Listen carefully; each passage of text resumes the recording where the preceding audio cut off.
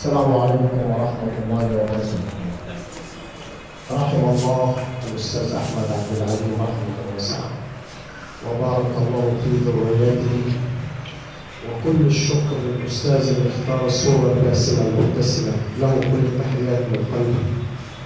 والله العظيم الأستاذ أحمد عبد العليم في سنة 2004 يعني من 19 سنة هو اللي اتصل بيا، وأنا كنت شبه يعني ما معهوش كشف في السوق ولا اتصالات، وهو اللي بقدر وبدأ معرفتي بيه، وأنا اللي ليا الشرف. ده إنسان كان متواضع، كان بشوش الوجه، كان سنة، وما رأيناه. أنا عشت معاه حوالي 19 سنة دول.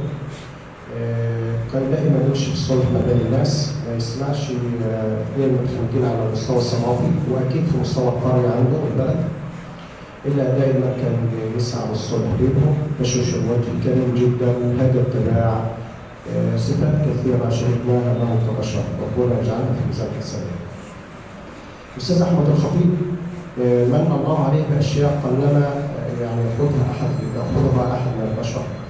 هذا الرجل صان الوطن على الجبهة، وصان الوطن على المنبر، كان خطيبا، وصان الوطن كمعلم، كان مربي رجال فاضل، وصان الوطن بكلمته كشاعر. عينان لا تمسهما النار، عين لا تحرس في سبيل الله، وعين بكت من خشية الله. والله رأيته كثيرا يبكي من خشية الله في مواضع كثيرة.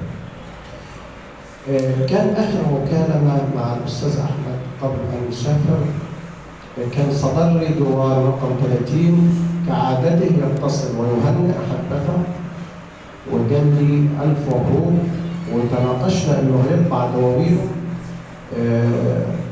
لكن قال لي أنا مسافر إن شاء الله هرجع بالسلامة، في مجموعة من الدواوين أطبعها أمانة لأبنائه وذريته، أن تكمل هذه الرغبة بحيث أعماله كلها تخلد، وإن شاء الله يكون خالد مخلد في الجنة، وربنا يجمعنا وإياه.